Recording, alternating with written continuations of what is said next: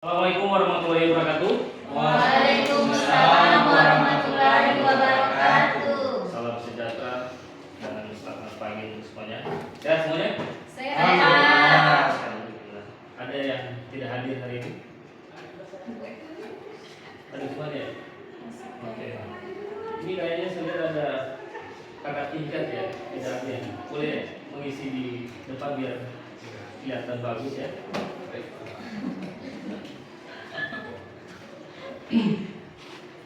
Oke, adik-adik semuanya, hari ini kita belajar lagi tentang psikologi belajar, ya, psikologi belajar. Kemarin sudah disampaikan sama tim teaching ya, RPS-nya. Jadi memang ada beberapa target capaian yang kita akan tempuh selama semester. Dia ada sekitar 7 capaian yang kita akan target dalam satu semester ini. Dan bahan kajian yang kita akan gunakan nanti ada 11. Tugas-tugasnya nanti kita mix ya, ada problem based learning, terus ada juga case, ada juga diskusi-diskusi santai di kelas.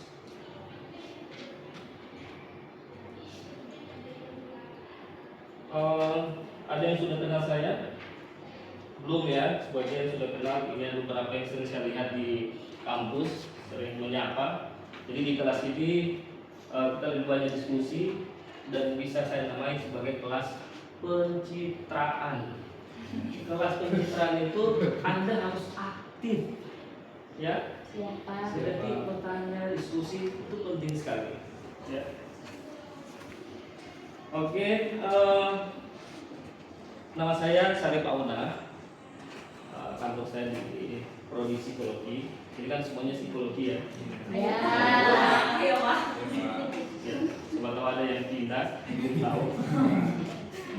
Oke, karena kita baru belajar tentang psikologi belajar, kira-kira ini saya mau samakan persepsi dulu. Kalau mendengar kata psikologi itu apa yang terlintas dalam pikiran adik-adik semuanya? Kepribadian. Kepribadian, oke, good. Apa lagi? Sikap, apa lagi? Ada lagi? Oh, ini masih psikologi harus tahu lah, ya. Ada lagi? Oke, ada yang bisa mendefinisikan secara 3 atau 4 kata? Ada mereka sudah belajar kan? Dari ya bagaimana? Psikologi adalah ilmu yang mempelajari mental dan perilaku manusia. Oke, good. Mental dan perilaku manusia. Nah, biasanya mahasiswa psikologi itu kalau foto itu katanya begini. Itu namanya trisula. Trisula itu punya makna loh. Maknanya apa? Trisula itu yang pertama, psikologi itu mempelajari tentang kognisi.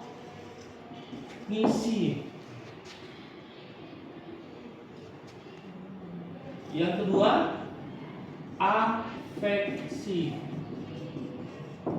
Yang ketiga, behavior. Kognisi di mana letaknya? Otak. Afeksi. Emosi, perasaan.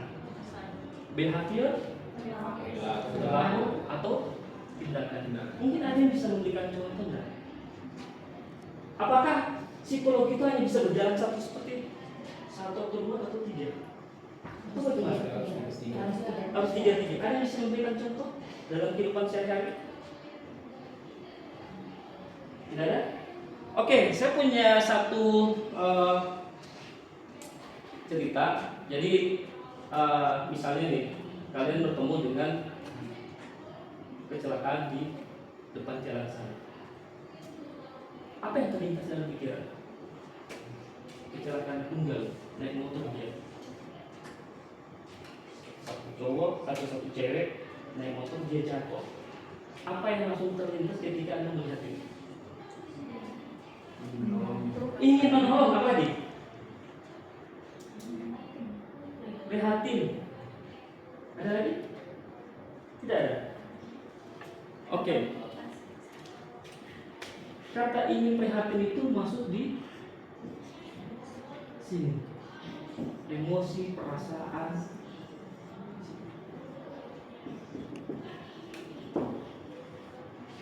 Kognisinya apa?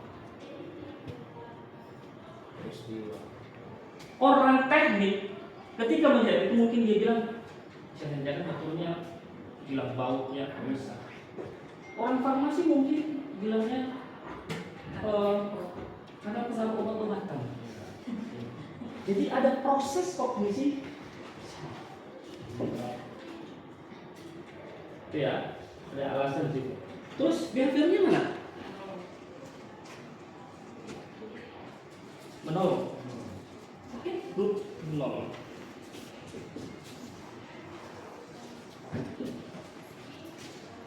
Apakah dengan pola seperti ini bisa merubah perilakunya? Dengan melihat kecelakaan, akan semuanya orang akan merasakan seperti ini? Dan ternyata orang yang jatuh itu musuh kalian. Apa yang terjadi? Atau mungkin selingkuh?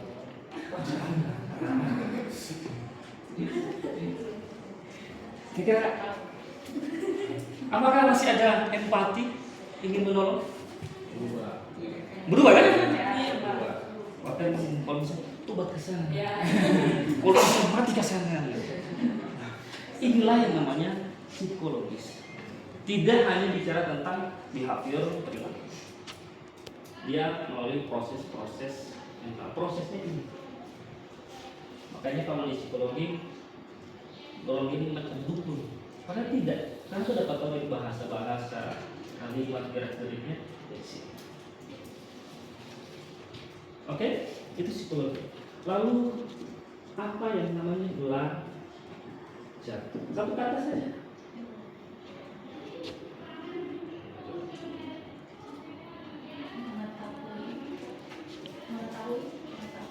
Oke.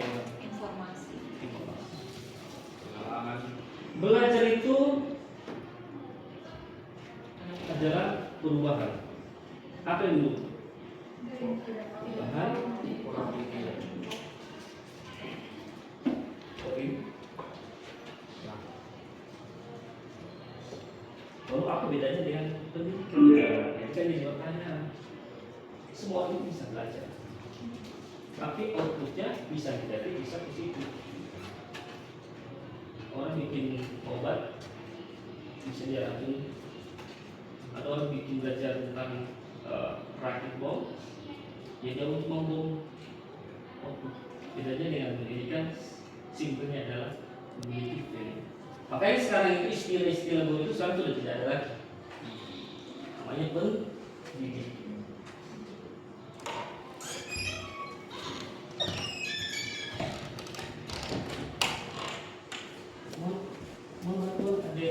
Adik siapa namanya? Adik adik.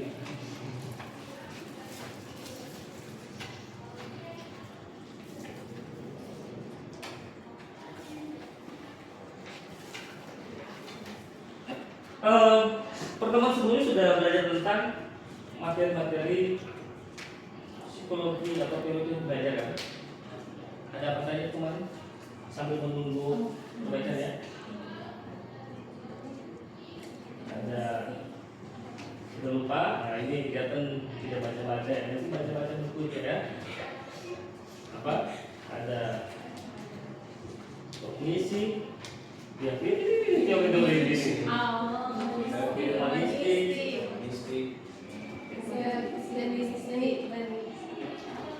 teknologi. Sekarang namanya connectivism. Nah, perbedaan singkat saja, kognisi itu agak menolak dengan behavior. Orang yang aliran kognisi, mereka tidak pusing tentang hasil belajarnya, setelah ini mau jadi apa.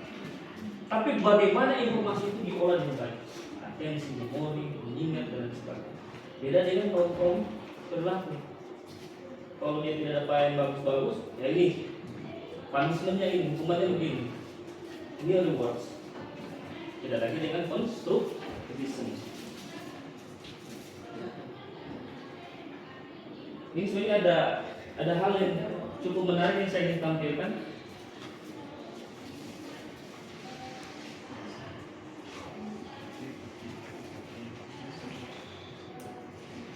Dan pada pertemuan kali ini kita mencoba menggabungkan semua aliran-aliran itu yang diberi nama teori kognisi sosial.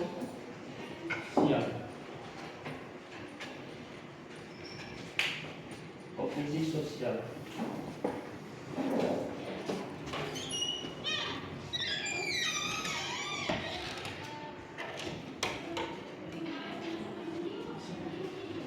Nah, teori kognisi sosial saya mengibaratkan halnya Anda ini seperti ini.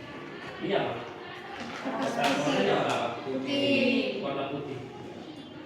Nah, ini saya anggap diri asli. Ada yang mau mencoret? Nah, apa? Mencoret aja, Pak. Ada yang mau mencoret lagi? Sambil menunggu dari sininya ya. Ada yang mau mencoret warna lain? Biru atau apa? Merah atau apa? Oke, biru. Silakan. Silakan, ini berbesar boleh 20. Oke. Ini ada berapa warna di dalamnya? Dua. Dua warna putih itu sama. Oke, putih hitam. Ini diri Anda. Oke, ini diri Anda. Dan di dalam ini ada dua warna coretan-coretan. Dan teori sosial kognisi menjelaskan bahwa lingkungan itu mempengaruhi diri kalian. Di mana Anda berada, maka itulah yang Anda dapat. Bahasa simpelnya teori imitasi atau model. Nanti akan terlihat di sini. Oke, terima kasih ya. Nah, jadi teorinya ada 3. Lingkungan itu bisa mempengaruhi kognisi kita, personal, motivasi dan lain sebagainya, dan juga mempengaruhi perilaku. Begitu juga yang dari otak bisa mempengaruhi perilaku. Jadi memang hubungan timbal balik. Ada satu video, silakan Anda nonton.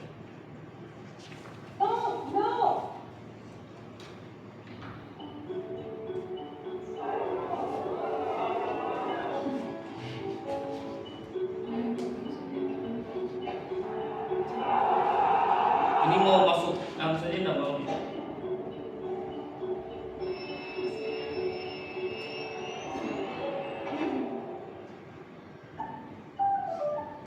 Oke, ada yang bisa menyimpulkan sedikit aja.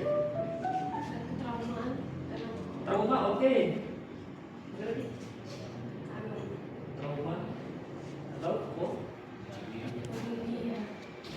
jadi memang lingkungan, ucapan kita sangat mempengaruhi kognisi kita. Kognisi kita akan mempengaruhi perasaan kita akan mempengaruhi perilaku.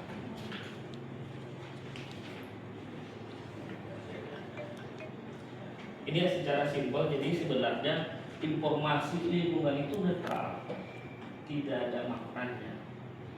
Ketika dia masuk lewat panca indera, masuk akan diproyeksikan dalam bentuk gambar, suara, dan lain sebagainya. Nah, nanti di sini akan jadi mapping. Pengalaman-pengalaman itu yang akan nanti mengubah maknanya. Orang bule mau datang ke sini, kalau kita maki-maki dia biasa-biasa aja, tidak emosi, ya kan? Nah, tapi kalau kita yang sesama, kalau kita maki, pasti akan emosi. Ada perasaan yang muncul sih. Karena apa? Kognisinya sudah ada pengalaman.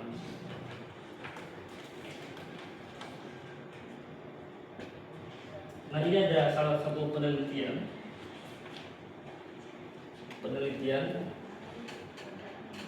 Kira-kira Anda di bagian yang mana? Anda suka yang mana? Ini ada alat-alatnya, dan itu cuma makan tidur sih. Ini kelihatan ini. Iya.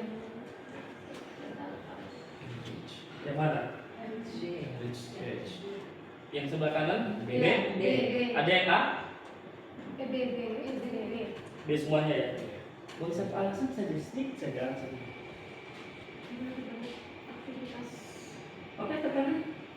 Iya. Kenapa lebih memilih B? Karena dilihat dari banyak aktivitasnya di dalam ruangan itu. Oke. Oke, good. Berarti orang-orang yang memilih B ini orang-orang yang prediksinya kesehatan mentalnya lebih bagus. Kenapa? Ini kan dilihat secara klinis ya, saraf-saraf neuronnya itu lebih banyak berkembang ketimbang orang yang cuma makan tidur. Nah, kira-kira Anda makan tidur nggak ya di rumah? Atau ada aktivitas apa? Ada, berarti semuanya sih ya. Aman berarti ya? Aman ya.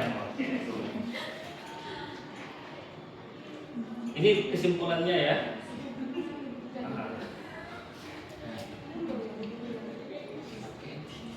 Ternyata yang B itu dia hidup selama 3 tahun, setara 90 tahun umur manusia. Jadi kalau orang farmasi sudah paham, kalau banyak makan ini semuanya mungkin bisa. Jadi sebenarnya kematian itu bisa kita percepat ya sebenarnya. Gitu.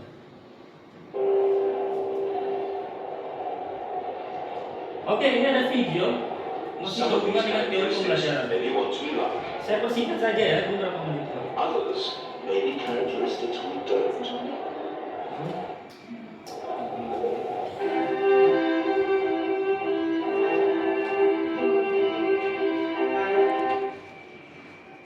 Cepat kali.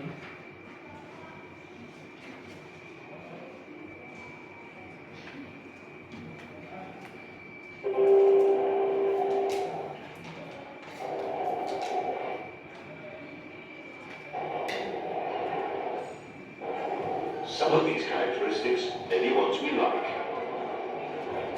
Others may be characteristics. Yang video tidak cepat gitu.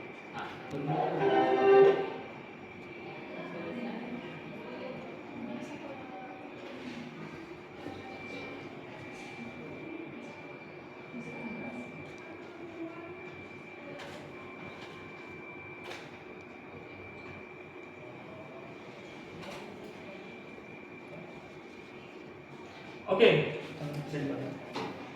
Jadi intinya dari video itu adalah ada dua kembar identik. Itu diberikan eksperimen para ilmuwan. Wajahnya sama, semua serba sama. Lalu yang si A ini diberikan perlakuan suka musik yang happy, suka baca yang happy semuanya. Sedangkan yang si C ini dia diberikan bacaan-bacaan yang sedih, yang lebih kalem, musik-musiknya juga yang bahasa-bahasanya itu ada bahasa-bahasa positif, negatif. Nah, pada endingnya mereka dilepas di satu tempat di mall. Silakan kalian belanja. Dan ternyata yang sering nonton, yang asik, yang lucu-lucu itu lebih happy dan lebih cepat mengambil keputusan ketimbang dia yang tadinya suka baca-baca buku-buku bacaannya. Setelah dilihat, dievaluasi, ternyata si C ini dia tidak bisa membeli apa-apa karena dilema, disuka yang sana, disuka itu. Sampai habis waktu tidak membeli apa-apa. Jangan-jangan kita seperti itu. Bagus video ini, nanti saya kirim ya di grup kelas ya. Ya, Pak. Jadi Pak, kita harus bahagia selalu ya. Iya, harus bahagia. Kalau galau bagaimana Pak? Ya harus. Yang kedua. Satu tips untuk Anda yang suka galau. Kalau galau itu kan biasanya berenung-berenung gitu kan. Nah, kalau terlalu galau sambil mikir yang galau sambil terus ketawa. Gila dong. Pasti dong. Coba rasakan. Praktek ya. Coba kalian menghadap ke atas sambil senyum terus mikirkan yang galau-galau. Bisa nggak? Dipraktekkan di ruangan tertutup. Ada dosis itu masuk di jurusan psikologi. Kalau ini Pak, kalau memang sedih begitu, kalau memang sedih bawaannya kayak Nanti kita konsultasi ya. Oh. Saya yang sedikit. Oke Pak. Karena sisi konsultasi ada. Karena waktu saya diikat ada jam pembelajaran di sebelah, jadi kita selesaikan materinya.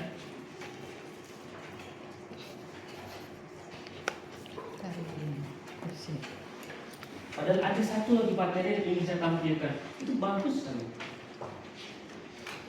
Dan pasti kalian akan, oh ini kehidupan saya ya. Hati-hati. Kalau tidak ini bisa, ya sudah kita balik aja laptopnya.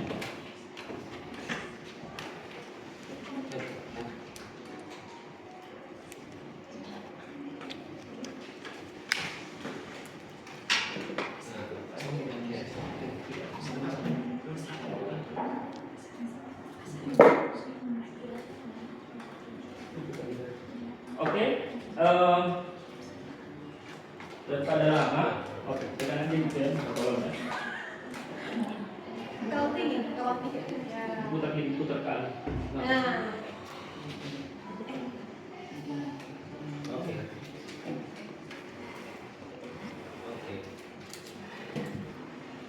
Oke.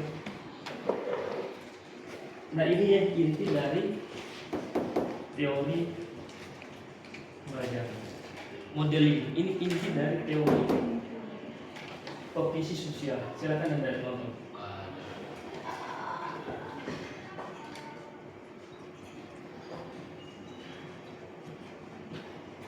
Wah, padahal itu keren ya. Kalau begitu kita balik aja laptopnya. Ya. Saya balik aja ya.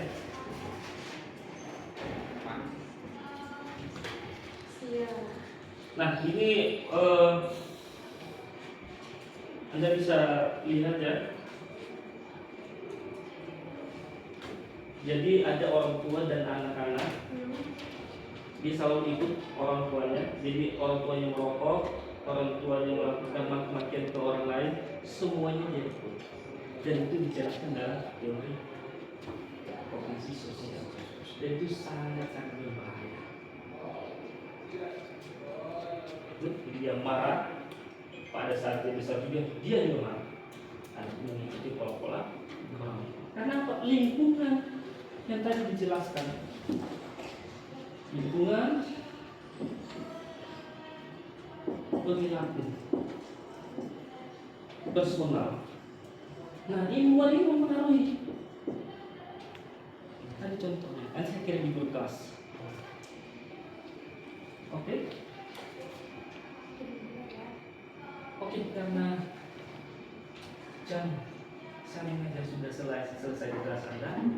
Jadi sekarang tolong simpulkan materi hari ini. Jadi apa saja yang dapat mempengaruhi diri manusia? Lingkungan. Nah, lingkungan itu ada apa? Ada apa?